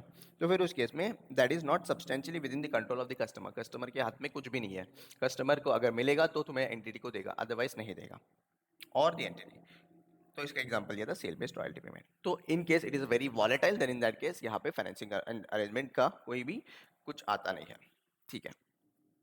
देन उसके बाद थर्ड वाला केस बोल रहा है अगर तुम्हारा ऐसा अरेंजमेंट है which does not involve any arrangement of financing. नहीं समझा सर। अभी कैसा पता है क्या, मैं और कोई एंटिटी, मैं और कस्टमर साथ में कॉन्ट्रैक्ट में आए, हम बोल रहे हैं चलो यार दोस्त लोग हैं हम दोनों, तो फिर उस केस में कोई नहीं, तू पेमेंट दे दे आराम से, आराम से पेमेंट दे दे। तो आज मैं क्या करूंगा, आज भी बेचूंगा तो 100 रुपए में ही बेचूंगा कोई भी प्रोडक्ट, और तू कभी फ्यूचर में पेमेंट देगा तो भी मैं 100 रुपए ही लूंगा, उससे 1 रुपए ज्यादा नहीं लूंगा, ठीक है। तो कैश सेलिंग प्राइस मेरा आज के दिन क्या है, सेम, और फ्यूचर में भी सेम है। तो यहाँ पे कोई भी फाइनेंसिंग अरेंजमेंट का इंटेंशन नहीं है, बरोबर। तो intention of the financing arrangement नहीं है, तो फिर उस केस में फाइनेंसिंग कंपोनेंट नहीं आएगा। और ऐसा कोई भी कॉन्ट्रैक्ट में, ये तो बहुत लेमन एग्जांपल दिया, बहुत ही नीच एग्जांपल दिया, बट जनरली बोलूँ मैं तो जनरली कोई भी कॉन्ट्रैक्ट के बीच में, कोई भी कॉन्ट्रैक्ट्स में ऐसा होता है जहाँ पे यहाँ पे दी arrangement is based on the contract, मतलब कोई भी कॉन्ट्रैक्ट के बेसिस में होता है जहाँ पे समझो ऐसा है। अभी फॉर एग्जांपल समझो कंस्ट्रक्शन है, ठीक है, कंस्ट्रक्शन है। अब अंडर कंस्ट्रक्शन का फ्लैट परचेस करते हो तो अंडर कंस्ट्रक्शन का, तो वो क्या करते हैं हर दो स्लैब को, हर दो स्लैब का उन लोग क्या करते हैं पेमेंट ले लेते हैं, बरोबर, हर दो स्लैब के लिए पेमेंट लेते हैं। अब यहाँ पे जब तक बिल्डिंग खत्म नहीं होता है तब तक क्या करेंगे, तब तक उन लोग क्या करेंगे सर, जो है ना पेमेंट मांगते रहेंगे फॉर 2 स्लैब्स 2 स्लैब्स 2 स्लैब्स, ठीक है। फिर उसके बाद इंटीरियर करवाने, थोड़ा interior in the sense tiles करवाने, प्लम्बिंग कराने, कुछ पैसा मंगाएंगे अपने कस्टमर से।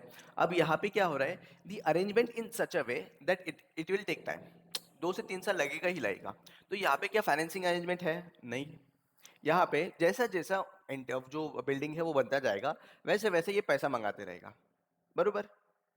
तो यहाँ पे कोई भी फाइनेंसिंग अरेंजमेंट नहीं है, तो उस केस में हम फाइनेंसिंग कंपोनेंट को इग्नोर करेंगे। अब कोई कोई बोलेगा सर यहाँ पे 3 साल ले रहा है ना सर, 3 साल है और अमाउंट भी ज़्यादा है तो फाइनेंसिंग कंपोनेंट आना चाहिए। क्यों आएगा, नहीं आएगा। क्यों, क्योंकि अरेंजमेंट देख लो कि कैसा है, फैक्ट्स एंड सर्कमस्टेंसेस के ऊपर डिटरमाइन होगा कि होगा या नहीं। तो देखो the difference between the promised consideration and the cash selling price of the goods or services arises for the reason, क्या reason है, other than the provision of finance to either the customer or the entity, ठीक है। तो या तो customer या तो entity, दोनों के बीच में जो कैश सेलिंग प्राइस है और एक्चुअल ट्रांजैक्शन प्राइस में थोड़ा सा डिफरेंस आ सकता है, वो other than provision of finance है। तो फिर उस केस में the difference of those amount is proportional to the reason for the difference. For example the payment time might provide the entity or the customer with the protection from the other party failing to adequately complete or some और all of its obligation under the control. तो फिर उस case में यहाँ पे क्या आएगा, यहाँ पे सर फाइनेंसिंग अरेंजमेंट नहीं है, फाइनेंसिंग कंपोनेंट नहीं आएगा। अब एक और भी हो सकता है, जैसे लेट्स टेक एन एग्जांपल, हम घर कंस्ट्रक्शन के लिए दे दिया, किसको दे दिया, कोई भी अपने कंस्ट्रक्टर जो भी अपना कंस्ट्रक्शन करते हैं उसको दे दिया।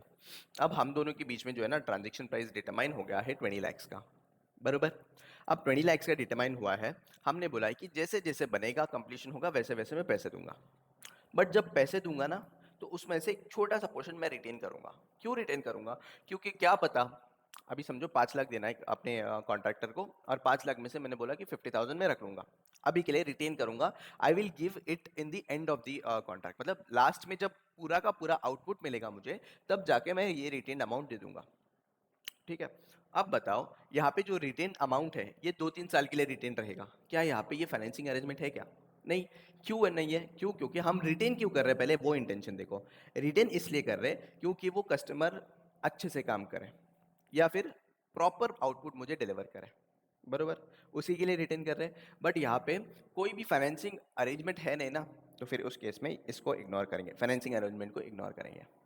और यहाँ पे साथ साथ में तुम बोल सकते हो, वही मैंने बताया था कि ignore financing component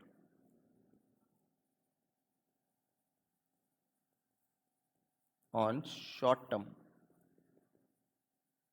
arrangements. And एक और हो सकता, ऑल्सो इग्नोर इनसिग्निफिकेंट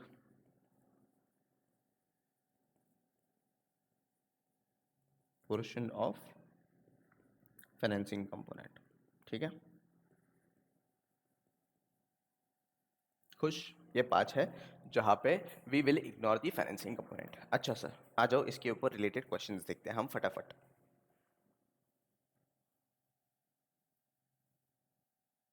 देखो ये वाला इलस्ट्रेशन नंबर 44, अभी हमने सेकेंड वाला पढ़ा था ना, सेल बेस्ड रॉयल्टी के केस में। A software vendor enters into a contract with a customer to provide a license solely in exchange for the sale based royalty। तो यहाँ पे क्या बोल रहा है, सॉफ्टवेयर वेंडर है एंड कॉन्ट्रैक्ट में एंटर करता है विद द कस्टमर, कस्टमर के साथ, to provide a licence, licence provide करने solely in exchange of the sale based royalty। Analyse whether there is any significant financing component, बिल्कुल भी नहीं, जैसे मैंने बताया था, ये तो एक्सप्लिसिटली बताया है तो फिर बिल्कुल नहीं होगा। Although the payment will be made in arrears, arrears में होगा payment, because the total consideration varies based on the occurrence, किसके बेसिस में, occurrence or non-occurrence of future event, then that case it is not within the control of the customer or the entity or the software, the software vendor concludes that the contract does not provide the customer or the entity with the significant benefit of financing। बरोबर, क्यों? क्योंकि ये हो भी सकता है cell base, मतलब cell हो सकता है, नहीं हो सकता है यार, समझो। तो ये बेस्ड ऑन मार्केट कंडीशंस है, तो फिर उस केस में इसमें ये नहीं रहेगा, क्या नहीं रहेगा सर, फाइनेंसिंग कंपोनेंट नहीं रहेगा। Hope so you got it, अगर रीड करना है तो रीड कर सकते हो। ओके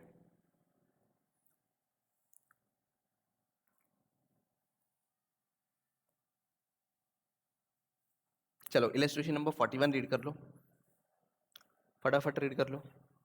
मैं रीड कर लूँ क्या?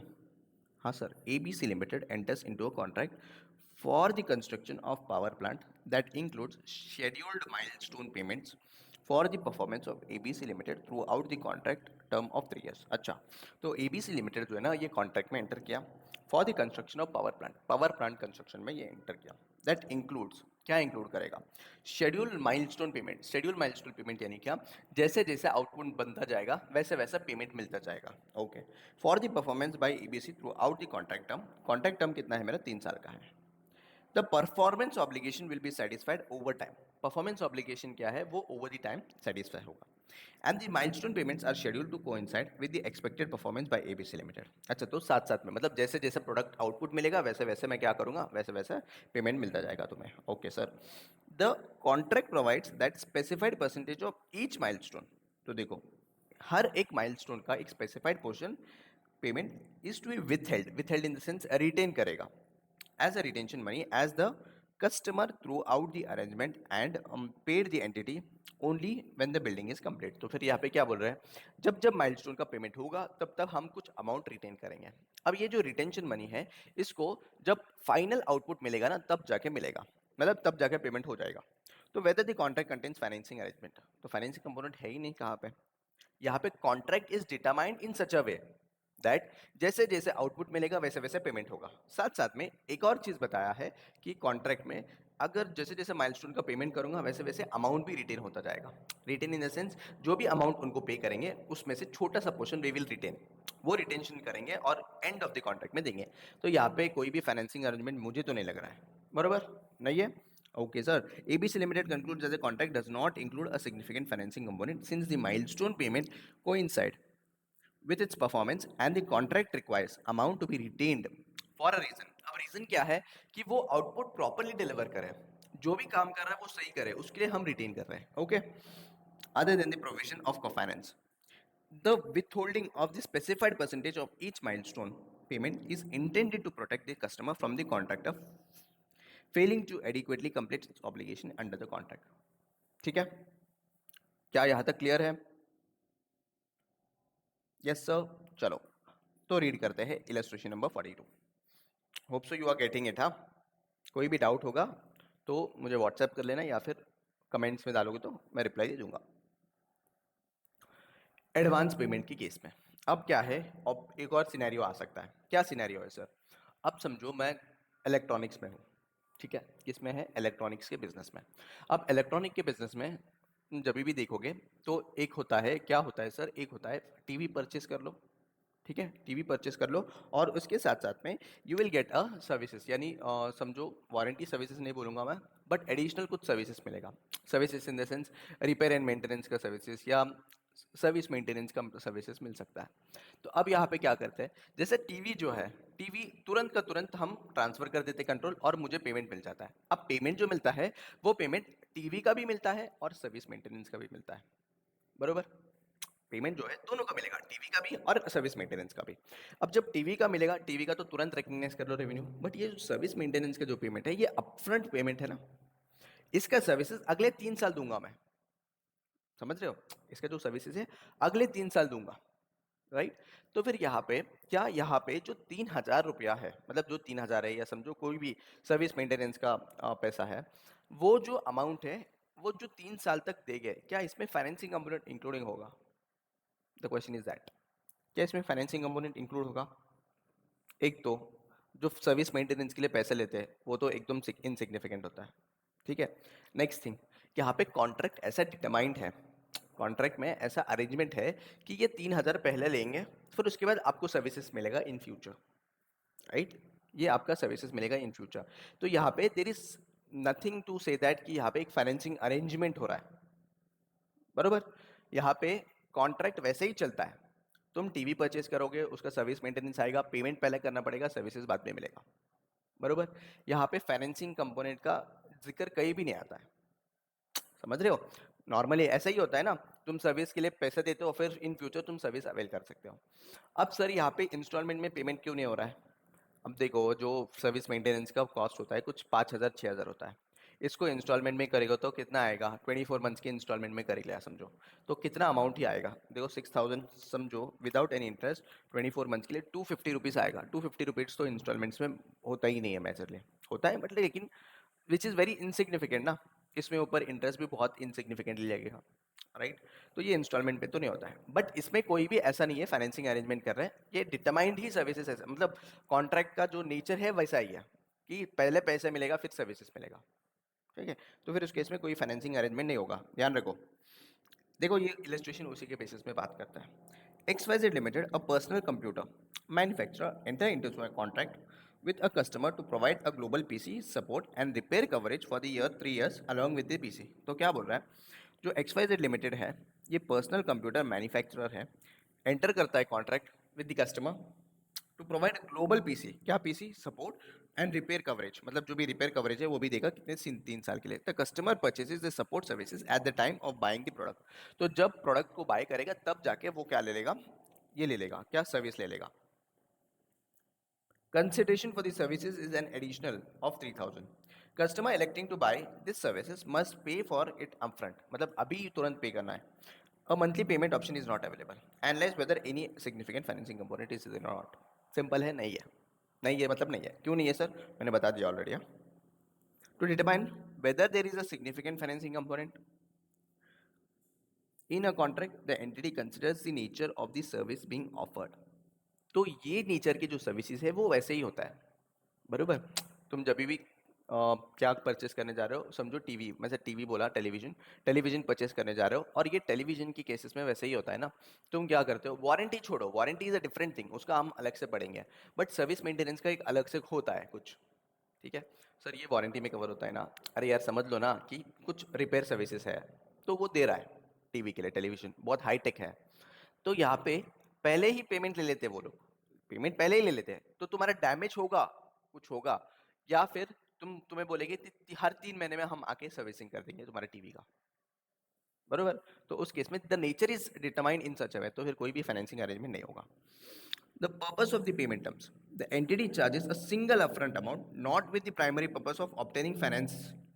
फाइनेंसिंग ऑप्टेन करने के लिए नहीं है, मतलब अपफ्रंट अमाउंट पे करने बोल रहा है, बट क्या अपफ्रंट अमाउंट ये फाइनेंसिंग के बेसिस में कर रहा है क्या, मतलब जो एंटिटी है is not with the intention to take the upfront fees for the financing arrangement, ठीक है, from the customer, but instead to maximize the profitability, taking into consideration the risk associated with the product, the risk associated with providing the services.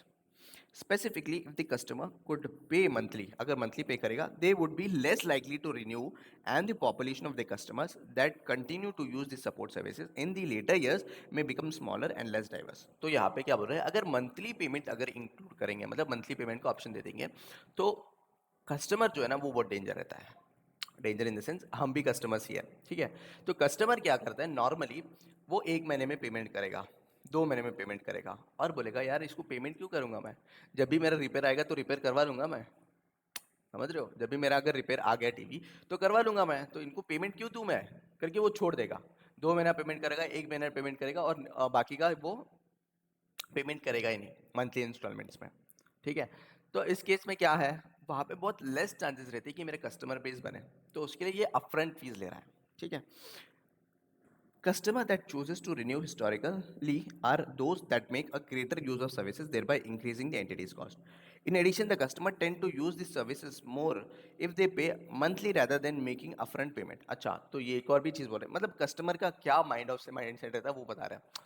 तो customer कैसा है ना, customer क्या सोचता है, अगर मैं मंथली पेमेंट कर रहा हूँ तो फिर उस केस में इसको अच्छे से यूज़ करना चाहिए, लगता है ना यार, पिन पॉइंट लगता है अपने को, हाँ ये पेमेंट जा रहा है तो फिर इसका सर्विसेज यूज़ करना चाहिए, तो हम क्या करते हैं उसको यूज़ कर लेते हैं, यूज़ कर लेते हैं, मतलब बिना मतलब का बुला लेंगे, हाँ देख लो भाई सर्विसिंग कर लो इसका, तो ये एंटिटी का कॉस्ट बढ़ाता है, उसके लिए वो क्या करता है अपफ्रंट फीस ले लेता है। तो अपफ्रंट फीस के साथ जब टीवी लेते रहते बड़ा अमाउंट है तो चलो दे दो, दे दो, जाने दो, और इन फ्यूचर वो भूल जाते हैं, तो जब रिपेयर को आएगा तब याद आएगा उनको, ठीक है। तो उसके लिए upfront payment will be given. Finally the entity would इनकर higher administration costs such as cost related administrative renewals and collection of monthly payments। इसके लिए हम क्या बोलते हैं, इसके लिए हम अपफ्रंट पेमेंट ले लेते हैं, क्योंकि मंथली इंस्टॉलमेंट पे आता है ना, तो फिर उसको ट्रैक भी रखना होता है। अभी ईएमआई जो है, ईएमआई का जो पेमेंट रिसीव होगा एनटीटी को, माना वो मैंडेट रहता है कि वो मंथ ऑन मंथ ये डिडक्ट होते रहता है कस्टमर के अकाउंट से, बट एनटीटी के लिए वो तो इनकम है, तो इनकम को वो प्रॉपरली ट्रैक रखना होगा ना, उसके बेसिस में अगर इंटरेस्ट होगा तो उस पर्टिकुलर ईएमआई के ऊपर प्रॉपर इंटरेस्ट चार्ज हो रहा है या नहीं, ये सब क्या एडमिनिस्ट्रेटिव कॉस्ट इंक्रीज होता है, उसके लिए इतना छोटा सा अमाउंट के लिए ये सब क्यों करें, इसका जो अमाउंट मिल रहा है उससे ज़्यादा तो मेरा ट्रैकिंग कॉस्ट आएगा, उसका एडमिनिस्ट्रेटिव कॉस्ट आएगा, तो हम पहले ही लेके रखते हैं अपफ्रंट में। Okay sir, in assessing whether or not the contract contains a significant financing component, XYZ Limited determines that the payment terms were structured primarily for the reason, क्या reason है, other than provision of finance thereto by the entity. XYZ Limited charges a single upfront payment for the services because the other payment would affect the nature of the risk it assumes to provide the services and may take it uneconomical to provide the services. As a result of analysis, XYZ Limited conclude that there is no significant financing component. Simple है, यहाँ पे ज़्यादा कुछ दिमाग इतना पूरा लिखने की ज़रूरत नहीं है, अगर एग्जाम में आएगा तो फिर उस केस में सिंपली 1-2 लाइन लिख लो जो बेसिक अंडरस्टैंडिंग, मतलब बेसिक एक्सप्लेनेशन देता है why this is not financing significant financing component, और उसके बाद यहाँ पे लिख दो सिंपल, एक सिंपल सा लाइन दे दो कि X Y Z limited concludes, X Y Z नहीं, जो भी तुम्हारा क्वेश्चन आएगा, therefore there is no significant financing component, ठीक है। चलो इलस्ट्रेशन नंबर 43 भी रीड कर लो, अब आ ही गए तो रीड कर लेते हैं ना। A computer hardware vendor enters into a 3 years arrangement with a customer to provide the support services। तो कंप्यूटर हार्डवेयर है, वेंडर है, जो 3 साल के कॉन्ट्रैक्ट के अरेंजमेंट में गया विद द कस्टमर, किसके लिए प्रोवाइड करेगा support services for the customer with the low credit ratings. अच्छा, वो क्या कर रहे हैं, जो भी लो क्रेडिट रेटिंग्स है, the vendor requires the payment customer to pay for the entire arrangement in advance और for the provision of services. Other customer pay over time analyse whether there is a significant financing component और not. तो यहाँ पे क्या हो रहा है, जो वेंडर है, वेंडर देखता है जब भी किसी के साथ एंटर करते हुए उसका क्रेडिट रेटिंग देखता है, क्रेडिट रेटिंग देखता है और उसके बेसिस में वो डिटरमाइन करता है। अगर बहुत ही खराब क्रेडिट रेटिंग है, वो बोलता है पहले ही पैसे दे दो, मैं तुम्हारे लिए रुक नहीं सकता हूँ 3 साल के लिए, तुम मुझे पहले ही पैसे दे दो, फिर उसके बाद सर्विसेज दूंगा। क्यों कर रहा है, there is a trust issue यार। बराबर, एक रीजन है कि यहाँ पे ट्रस्ट इशू है। क्या पता काम करवा के लेने के बाद वो जो है ना पेमेंट उड़ा दे, मतलब पेमेंट ना दे, राइट, समझ रहे हो। तो there is a reason, there is a reason that यहाँ पे अगर कस्टमर क्रेडिट रेटिंग अच्छा नहीं है, तो उस केस में हम क्या करेंगे, उसका पहले ही पेमेंट ले लेंगे। अगर क्रेडिट रेटिंग अच्छा है और कस्टमर भी अच्छा है, तो फिर ओवर दी टाइम पेमेंट होता है। तो वही बोल रहा है यहाँ पे। तो बताओ, क्या यहाँ पे सिग्निफिकेंट फाइनेंसिंग अरेंजमेंट है क्या? माना 3 साल के लिए सर्विसेज है, बट सिग्निफिकेंट अरेंजमेंट मतलब यहाँ पे इंटेंशन ही नहीं है for the arrangement of the finance. बरोबर, तो फिर उस केस में फाइनेंसिंग अरेंजमेंट को, मतलब फाइनेंसिंग कंपोनेंट को इग्नोर करो। देखो क्या बोल रहा है, due to the customer's credit rating the customer pays in advance for the 3 years time. तो 3 साल के लिए देता है, because there is a no difference between the amount of promise consideration and cash selling price. हाँ, वो बोल रहा है कि कैश सेलिंग प्राइस और मेरा एक्चुअल ट्रांजेक्शन प्राइस में कोई भी फर्क नहीं रहेगा, तुम ओवर द टाइम दे दो, अभी दे दो, कोई भी फर्क नहीं रहेगा, सेम टू सेम रहेगा। तो फिर यहाँ पे फाइनेंसिंग अरेंजमेंट का नाम ही नहीं लेता है, डिफरेंस है ही नहीं कैश सेलिंग प्राइस और ट्रांजेक्शन प्राइस में। भले ही तुम आज दो 3 साल बाद दो, ठीक है। And the cash selling price, that is the customer does not receive a discount for paying in advance. The vendor requires the payment in advance only to protect against the customer non payment। तो फिर customer advance में पैसा क्यों पूछ रहा है, क्योंकि यहाँ पे डिफॉल्ट ना हो पेमेंट का। And no other factor exist to suggest the arrangement contains a financing arrangement। A vendor concludes that this contract does not provide a customer or the entity with the financing benefit of the financing। मतलब यहाँ पे कोई भी financing arrangement नहीं है, और ignore करो financing component को। अगर तुम चाहो ना तो इसको एलडीआर में मार्क कर सकते हो, देख सकते हो अच्छे से, ठीक है। Is there any doubt?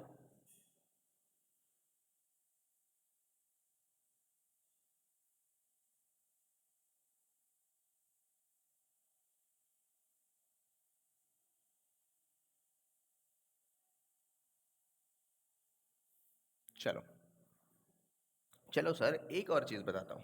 क्या चीज़ बताना है, यहाँ पे जो डिस्काउंट रेट यूज़ करते हैं, जो डिस्काउंट रेट यूज़ करते हैं, नॉर्मली वो हम क्या करते हैं, normally we will check that whether the discount rate is as per the market rate of interest. यानी समझा नहीं सर, मैं और कोई भी कस्टमर एंटर किए कॉन्ट्रैक्ट में, और कॉन्ट्रैक्ट में एंटर करने के बाद, जैसे मैंने कार का एग्जांपल लिया था, कार में कैसा वो 10% रेट ऑफ इंटरेस्ट से ले रहे थे, बरोबर, 10% की रेट ऑफ इंटरेस्ट से इंटरेस्ट चार्ज कर रहे थे। अब जब 10% के रेट ऑफ इंटरेस्ट से इंटरेस्ट चार्ज कर रहे हैं, तो बताओ, हम चेक किया, मतलब नॉर्मली वी चेक दैट कि ये बाहर भी अगर 10% के रेट से लेते हैं, तो फिर मतलब बाहर भी ऐसा ही कोई अरेंजमेंट करते हैं लोन का, तो उस केस में 10% लगेगा क्या? If yes, then in that case 10% will be the interest rate, और उसके बेसिस में हम कंप्यूटेशन करेंगे और रेवेन्यू को रिकग्नाइज करेंगे सेपरेटली, और मेरा जो है ना इंटरेस्ट कंपोनेंट को मैं सेपरेटली रिकग्नाइज करूंगा। ठीक है सर, समझो मैं 10% के बेसिस में रिकग्नाइज कर रहा हूँ, और मार्केट में 14% या 15% की बेसिस में चल रहा है। समझ रहे हो क्या बोल रहा हूँ? यहाँ पे क्या हो रहा है, 10% की बेसिस में मैं इंटरेस्ट कंपोनेंट को रिकग्नाइज कर रहा हूँ, बट मार्केट में जो रेट चल रहा है ना, वो मार्केट में रेट चल रहा है, वो चल रहा है अराउंड 15%। तो बताओ यहाँ पे sir, this 10% is the internal rating, मतलब इंटरनल इंटरेस्ट रेट है। तो ये जो इंटरेस्ट रेट है ना, इसके बेसिस में हम सिर्फ इंटरेस्ट चार्ज कर सकते हैं, but cash selling price will be determined based on market rate, जो मार्केट में चल रहा है ना उसके बेसिस में डिटरमाइन होगा। क्यों सर? क्यों? क्योंकि यहाँ पे देखो, सिंपली जो चलता है arrangements will be based on the market, market के बेसिस में होता है। तो मार्केट रेट में जो इंटरेस्ट रेट चल रहा है, वो उसके बेसिस में हम कैश सेलिंग प्राइस डिटरमाइन करेंगे।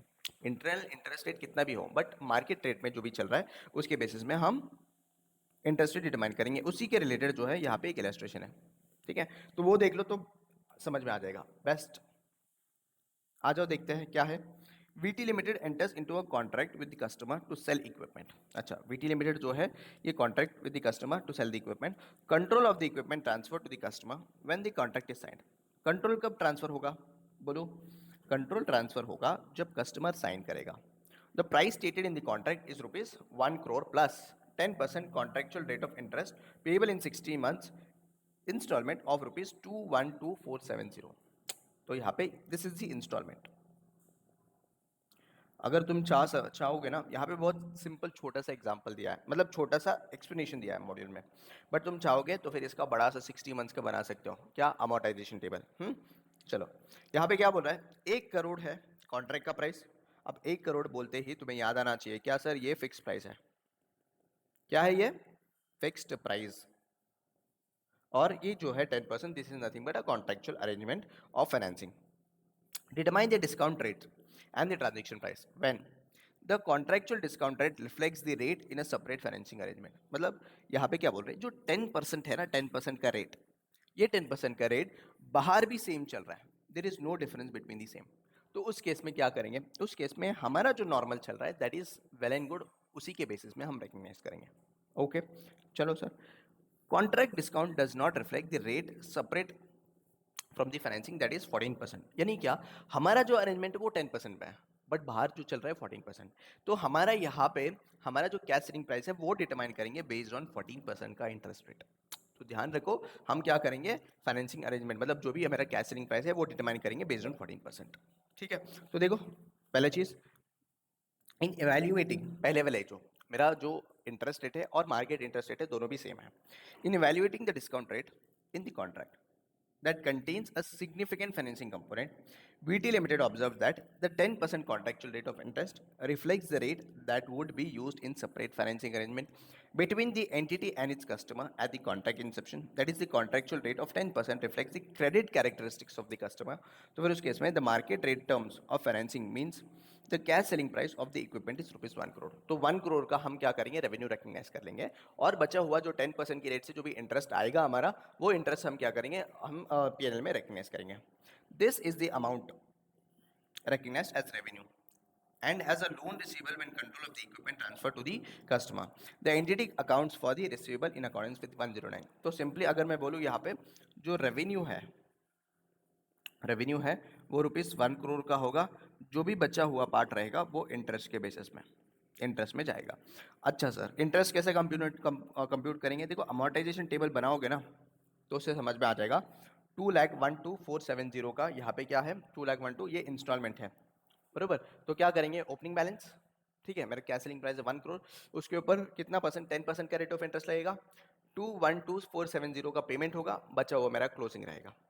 तो वैसे इंटरेस्ट कंपोनेंट को कंप्यूट करेंगे तो इंटरेस्ट मिल जाएगा। ठीक है, तो यहाँ पे पूछा नहीं है तो फिर उसके लिए कंप्यूट करने की जरूरत नहीं है। ओके सर, अब निकलते हैं बाद में सेकेंड वाला केस, जहाँ पे मेरा जो सेपरेट फाइनेंसिंग अरेंजमेंट में कुछ दूसरा रेट चल रहा है और मेरा कुछ दूसरा रेट है। तो उस केस में क्या करेंगे, in evaluating the discount rate in the contract that contains a significant financing component, the entity observes that 10% contractual rate of interest is significantly lower than the market rate। बरोबर, 14% market में चल रहा है और हम यहाँ पे कितना दे रहे हैं, 10% के बेसिस में दे रहे हैं। That would B used in the separate financing arrangement between the entity and its customer at a contract inception। The contractual rate of interest of 10% does not reflect the credit characteristics of the customer। ठीक है, this suggests that cash selling price is less than ₹1 crore। बरोबर ना यार, 1 करोड़ से less रहेगा। क्यों sir, देखो 10% के बेसिस में हम जब कंप्यूट कर रहे हैं तो मेरा जो कैश सेलिंग प्राइस है वो 1 करोड़ रहा है। अब जब मैं 14% के रेट से करूंगा तो मेरा कैश सेलिंग प्राइस उससे कम हो जाएगा, that would be my cash selling price. तो इसका कंप्यूटेशन किया है, ये देखो यहाँ पे कैश सेलिंग प्राइस कैसे डिटरमाइन किया, VT limited determines the transaction price by adjusting the promised amount of consideration to reflect the contractual payment using 14% rate of interest. मतलब उसके बेसिस में डिटरमाइन किया, कितना आया, 91,31,346 का मेरा कैश सेलिंग प्राइस आएगा। ये कैसा किया सर, ये सिंपल है, फाउंडेशन वाला है, तो इसमें बताने की क्या चीज़ है, 212 लो, 212 उसको डिस्काउंट करो 14% के रेट ऑफ इंटरेस्ट से, किसकी, कितने मंथ्स के लिए, 60 मंथ्स के लिए। तो फिर उस केस में तुम्हें क्या मिल जाएगा, ये मेरा कंसिडरेशन मिल जाएगा। ठीक है, this consideration will be my revenue, ये मेरा रेवेन्यू रहेगा, और बचा हुआ जो भी पार्ट है, जितना भी पार्ट आएगा interest will be separately recognised. The entity recognise revenue and loan receivable for the amount the entity accounts for loan receivable in accordance with 109। तो सेम वही बोल रहा है कि 109 के बेसिस में करेंगे। तो एक चीज तुम्हें यहाँ पे समझ में आना चाहिए, क्या अगर मेरा सेम रेट ऑफ इंटरेस्ट है that is running in the market, then in that case मेरा cash selling price would be same, उस पर कोई भी फर्क नहीं आएगा। बट अगर मेरा जो है ना कैश सेलिंग प्राइस, मतलब कैश सेलिंग प्राइस कैसे डिटरमाइन होगा, अगर मेरा interest rate is less than the market rate, तो मार्केट रेट के बेसिस में मेरा कैश सेलिंग प्राइस डिटरमाइन होगा, बचा हुआ इंटरेस्ट में रिकग्नाइज करेंगे, और जो भी कैश सेलिंग प्राइस आएगा वो मेरा रेवेन्यू रहेगा। ध्यान रखो, ठीक है। ये एक एलडीआर क्वेश्चन मार्क कर लो, क्योंकि ये जो है ना एक सिंगल क्वेश्चन में दिया है, तो थोड़ा कंफ्यूजन हो सकता है। एलडीआर क्वेश्चन मार्क कर लो। अच्छा ये वाला नहीं, कौन सा वाला क्वेश्चन था वो? ये वाला है ना, ये एलडीआर मार्क करो। ऑलरेडी इंपॉर्टेंट दिया है मैंने, यहाँ पे देखो इंपॉर्टेंट दिया है, तो फिर यहाँ पे मार्क कर लो। Okay cool. यहाँ तक अभी तक क्या पढ़ा था हमने?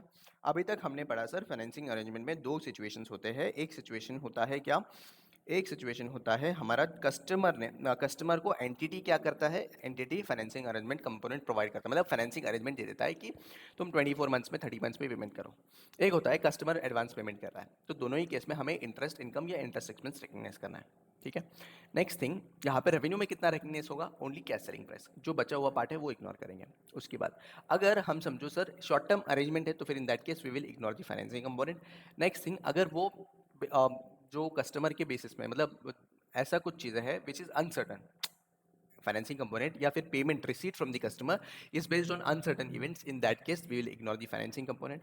अगर समझो the intention is not to intention is not to make the any financing arrangement, तो फिर in that case also we will ignore the financing component। okay, चलो उसकी बेसिस में एक दो चार क्वेश्चन है वो भी कर लेते हैं ना। आ जाओ, लेट्स गो। एक छोटा सा क्वेश्चन है वो देख लेते हैं, इलस्ट्रेशन नंबर 40। ठीक है, क्या है? H Limited enters into ST Limited enters into a contract with customer to sell an asset। तो क्या हो रहा है, ST Limited ने एंटर किया कॉन्ट्रैक्ट में किसके साथ, customer, to sell an asset, asset को सेल करने का। Control of the asset will be transfer to the customer in 2 years। तो कंट्रोल कैसे ट्रांसफर होगा, 2 साल में। That is the performance obligation will be satisfied at a point in time. The contract includes two alternative payment methods. एक, the payment of rupees 5,000 in 2 years when the customer obtains the control of the asset, or the payment of 4,000 when the contract is signed. The customer elects to pay 4,000 when the contract is signed। तो यहाँ पे अपने पास दो option है payment करने का। तो payment करने का दो ऑप्शन कैसा है, 2 साल में 5,000 का पेमेंट करो, या फिर जब कॉन्ट्रैक्ट साइन होगा, मतलब on the contract inception sign जब करोगे तब 4,000 भर लो और खत्म कर लो। तो कस्टमर ने क्या इलेक्ट किया, कस्टमर इलेक्टेड दिस वन, 4,000 वाला इलेक्ट किया, ठीक है। ST Limited concludes that the contract contains a significant financing component because the length of the time period between when the customer pays for the asset and when the entity transfer the asset to the customer, as well as the prevailing interest rate in the market। Okay, the rate implicit कितना है, 11.8%, which is the interest rate necessary to make the two alternative payments optionally economically equivalent। However, the entity determines that the rate that should be used in adjusting the promised consideration is 6%, which is the entity incremental borrowing rate। Pass the journal entries showing how the entity would elect account for the significant financing component. अच्छा, तो यहाँ पे क्या हो रहा है, ST limited ने contract में एंटर किया विद द कस्टमर। अब कॉन्ट्रैक्ट में एंटर करने के बाद कितना, 2 साल के बाद उसका डिलीवरी है, और कस्टमर के पास दो ऑप्शन है, आज पे करो तो 4,000 पे करो, 2 साल में पे करो तो 5,000 पे करो, ठीक है। और उसके बाद 4,000 आज पे करोगे तो फिर in that case what we will consider, we will consider 4,000 का। और यहाँ पे बोल रहा है कि ST लिमिटेड ने ये डिटरमाइन की कि यहाँ पे सिग्निफिकेंट फाइनेंसिंग कंपोनेंट है, as the contract is already, मतलब क्वेश्चन ऑलरेडी बता रहा है कि सिग्निफिकेंट फाइनेंसिंग कंपोनेंट है, तो हम सिग्निफिकेंट फाइनेंसिंग कंपोनेंट का एडजस्टमेंट करना होगा। ओके सर, अब जब सिग्निफिकेंट फाइनेंसिंग कंपोनेंट का करना होगा तो रेट कौन सा ले, अब देखो the rate implicit in the transaction, transaction में इम्प्लिसिट रेट कितना है, 11.8%। ये मार्केट रेट ऑफ इंटरेस्ट नहीं बोल रहा है, देखो ट्रांजेक्शन के रेट इम्प्लिसिट रेट है, बट फर्दर डिटरमाइन किया है कि लेकिन ये जो प्राइस एडजस्टमेंट करने के लिए 6% यूज करना है। तो पहले वाला जो डिस्कशन किया था ना हमने, मार्केट में जो चल रहा है, if it would be have been enter into a separate contract arrangement, separate arrangement of financing, then in that case इतना रेट लगता, वैसा नहीं है ये वाला interest, this is a different interest, interest implicit वाला है। और ये वाला जो है ना वो बोल रहे हैं कि 6% यूज करना चाहिए वेल कंप्यूटिंग, तो हम कौन सा यूज करेंगे, 6% ही यूज करेंगे, ठीक है, क्यों, एडजस्टमेंट उसी के बेसिस में होगा। ओके सर, तो यहाँ पे कैसा करेंगे हम, यहाँ पे कैसे करेंगे, आ जाओ देखते हैं, इसको ले लेके मैं यहाँ पे, क्योंकि जनरल टेस्ट इन्वॉल्व है ना, सॉल्व ही कर लेते हैं।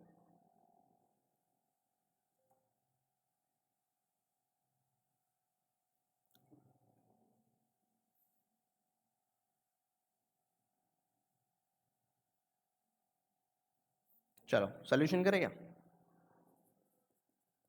आप बताओ ये केस नंबर 1 है, केस नंबर 2 है। कस्टमर पहले ही पैसा दे रहा है, कस्टमर क्या कर रहा है, पहले ही पैसे दे रहा है, तो केस नंबर 2 है विच इज एडवांस वाला। तो एडवांस वाले में हम क्या करते हैं, हम कॉन्ट्रैक्ट लायबिलिटी रिकग्नाइज करते हैं। तो मेरा फर्स्ट एंट्री क्या होगा, फर्स्ट एंट्री होगा बैंक में पेमेंट आएगा, बरोबर, bank account debit which would be 4000 का, टू मैं यहाँ पे क्या रिकग्नाइज करूँगा, contract liability account which would be 4000, ठीक है, राइट, समझ में आ गया। अब सेकेंड चीज़ क्या होगा, सेकेंड चीज़ होगा इंटरेस्ट वाला पार्ट। तो इंटरेस्ट वाला पार्ट क्या करूँगा, इंटरेस्ट एक्सपेंस रिकग्नाइज करूँगा ना मैं यहाँ पे, क्यों, क्योंकि customer is giving me the payment, ठीक है। तो entity is oblige to make the, मतलब कंप्लीट दी परफॉर्मेंस ऑब्लिगेशन, और वो इंटरेस्ट एक्सपेंसेस भी रिकग्नाइज करेगा, ओके। तो यहाँ पे आ जाएगा टू कॉन्ट्रैक्ट लाइबिलिटी, समझ में आ रहा है ना।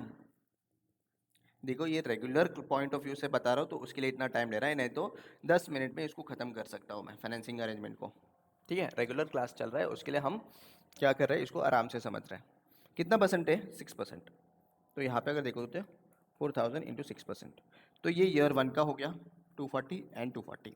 अगर ईयर 2 में देखोगे, ईयर 2 में देखोगे तो कितना है यहाँ पे, 1 मिनट क्वेश्चन देखने दो। 2 ईयर्स है ना, 2 साल है, तो ये ईयर 1 का है,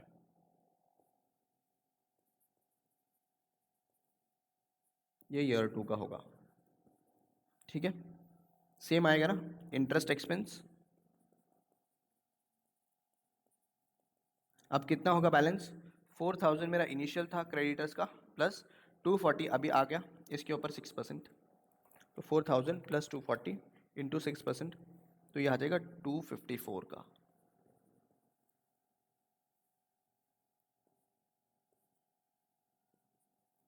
टू कॉन्ट्रैक्ट लाइबिलिटी 254, ओके। फिर उसके बाद नॉर्मली ईयर 2 में क्या होगा, पेमेंट होगा, पेमेंट नहीं, गुड्स ट्रांसफर होगा। तो गुड्स ट्रांसफर होगा तो हम क्या करेंगे, गुड्स ट्रांसफर है तो कॉन्ट्रैक्ट लाइबिलिटी जो वाला है वो रेवेन्यू रिकग्नाइज कर लेंगे। तो यहाँ पे ट्रांसफर हो जाएगा, क्या करूँ,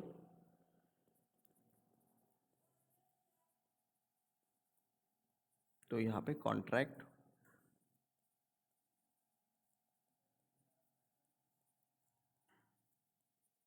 टू रेवेन्यू, ठीक है, कितना हो जाएगा, 4000 4000।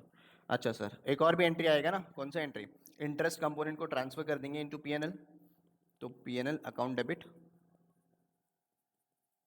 टू इंटरेस्ट एक्सपेंसेस,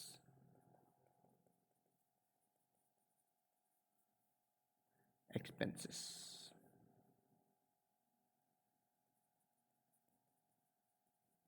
कितना आ रहा है, 254 प्लस 250 था, 240 सॉरी,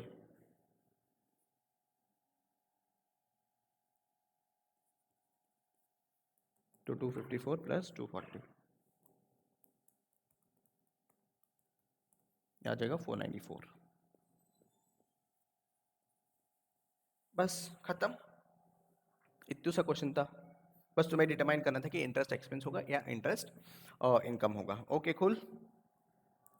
ये देखो 494 वही आया था ना, हाँ 494, और हमने कॉन्ट्रैक्ट लाइबिलिटी से रेवेन्यू में ट्रांसफर कर लिया।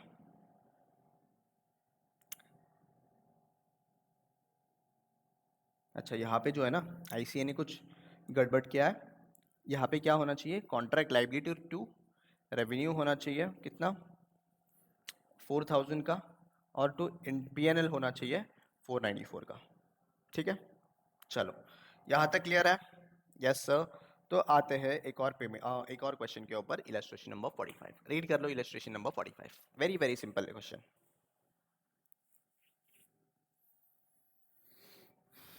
चलो मैं रीड करूँ, आ जाओ।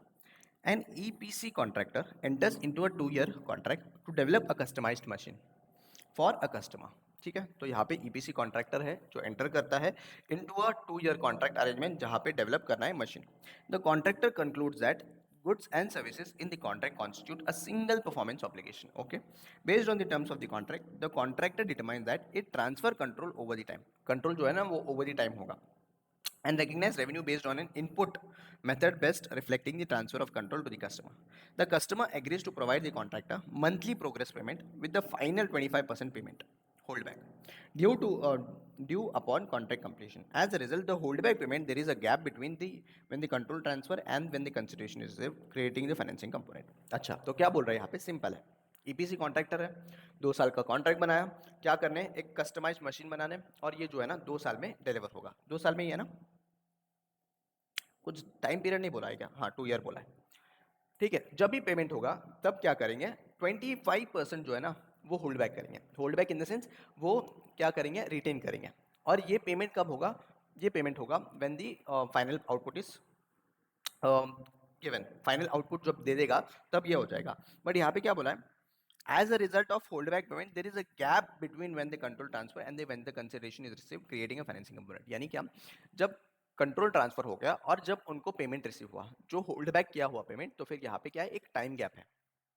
एक टाइम गैप है तो यहाँ पे समझो क्या यहाँ पे फाइनेंसिंग अरेंजमेंट का कोई भी इंटेंशन है क्या नहीं सर कोई भी नहीं है यहाँ पे होल्ड बैक क्यों कर रहे हैं पहली बात होल्ड बैक इसलिए कर रहे हैं कि देख जो भी कंस्ट्रक्टर है या फिर जो भी मशीन बना रहा है ईपीसी कॉन्ट्रैक्टर वो ईपीसी कॉन्ट्रैक्टर प्रॉपरली बनाया और प्रॉपरली सर्विसेज को डिलीवर करे तो उसके लिए हम होल्ड बैक कर रहे हैं अब यहाँ पे कुछ तो छोटा सा गैप आ गया अब वो गैप को हम फाइनेंसिंग कंपोनेंट में कंसिडर नहीं कर सकते क्यों ये स्पेसिफिक अगर फाइनेंसिंग कंपोनेंट होता है तो स्पेसिफिक अपने को समझ जाता है फ्रॉम द कॉन्ट्रैक्ट यहाँ पे रिटेन अमाउंट के ऊपर क्या फाइनेंसिंग कंपोनेंट आएगा ठीक है तो इसके ऊपर मेरे हिसाब से कोई भी फाइनेंसिंग कंपोनेंट नहीं आना चाहिए तो फाइनेंसिंग कंपोनेंट नहीं है ठीक है there is no difference between the amount of promised consideration and the cash selling price ठीक है मेरा जो प्रॉमिस्ड कंसिडरेशन है और कैश सेलिंग प्राइस है इसमें कोई भी डिफरेंस नहीं है that the customer did not pay a premium for paying a portion of the custom consideration in arrears the payment terms included a hold back terms only to ensure successful completion of the project तो hold back क्यों कर रहा है retain क्यों कर रहा है क्यों क्योंकि सक्सेसफुल कंप्लीशन होना चाहिए and there is no other factor exist to suggest that the arrangement contains a financing hence contractor concludes that contract does not provide क्या प्रोवाइड नहीं करेगा कस्टमर और the contractor with the significant benefit of financing यहाँ पे financing arrangement नहीं है simple है जब भी तुम देख रहे हो फाइनेंसिंग अरेंजमेंट का सबसे पहले देखो ट्रांजेक्शन प्राइस में और कैश सेलिंग प्राइस में कोई डिफरेंस है क्या अगर डिफरेंस है तो फर्दर कंडीशंस में जाओ क्या ये शॉर्ट टर्म अरेंजमेंट है क्या नहीं है 1 ईयर के अबाव है क्या यहाँ पे इंटेंशन फाइनेंसिंग का ही है तो फिर तब जाके फाइनेंसिंग कंपोनेंट अरेंजमेंट मतलब फाइनेंसिंग कंपोनेंट को हम कंसिडर करेंगे is that clear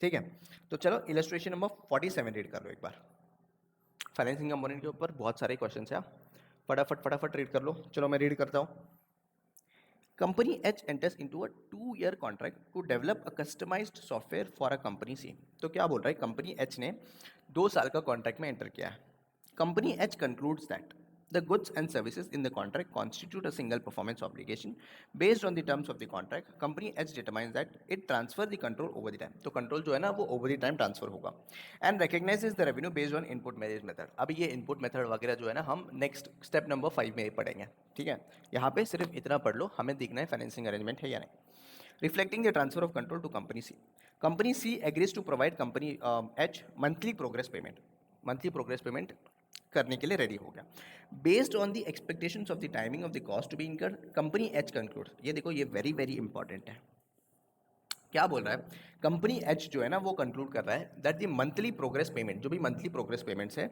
are being made that that the timing between the transfer of the control and the payment never expected to exceed 1 year तो यहाँ पे सिंपली ऐसा बोल रहा है कि इन दोनों दो साल के कॉन्ट्रैक्ट में आ गए और जो भी कॉन्ट्रेक्चुअल टर्म्स है वो डिटरमाइन कर लिया और यहाँ पे 2 साल में कंट्रोल ट्रांसफर होगा ओवर द पीरियड होगा तो ओवर द पीरियड ये क्या करेंगे हम कंट्रोल को डिटरमाइन करेंगे ओके सर बट यहाँ पे जब पेमेंट होगा ना तो पेमेंट जब होगा तो इनका कॉन्ट्रेक्चुअल अरेंजमेंट ऐसा है कि जो पेमेंट टर्म्स है वो 1 साल से ज़्यादा जाएगा ही नहीं ये विद इन अ ईयर ही रहेगा समझ रहे हो क्या बोल रहा हूँ ये with in a year he payment हो जाएगा तो फिर उस केस में क्या यहाँ पे फाइनेंसिंग कंपोनेंट आएगा? क्या विद इन अ ईयर है तो फाइनेंसिंग कंपोनेंट कैसे आएगा? Analyse whether there is a significant financing component in the contract, नहीं होगा. Company H concludes that it will need not to further assess whether the significant financing component is presented, does not adjust the promised consideration in determining the transaction rate as they are applying practical expedient. तो यहाँ पे मैंने बताया था ना, एक साल से अगर कम रहेगा तो फिर ये नहीं आएगा, क्योंकि this is a short term arrangement. As per India's 115, an entity shall present the effects of financing, interest, revenue, or expenses separately from the revenue from the contracts with the customer in the statement of profit and loss account. Interest, revenue, or interest expenses is recognized only कब तक? To the extent the contract asset or the contract liability is recognized in the accounting or contract with the customer. ये simple एक general statement किया है, बस इतना ही है. Practical एक्सपीरियंट है तो फिर यानी प्रैक्टिकल एग्जाम्पशन समझ लो यहाँ पे है, तो फिर उस केस में हम क्या मानेंगे? There will not be any financing arrangements. Is that clear? हमारे पास सिर्फ एक क्वेश्चन बचता है. अब मैं सोच रहा हूँ कि ये वाला जो क्वेश्चन है, which is a normal question, आराम से तुम होमवर्क में कर सकते हो.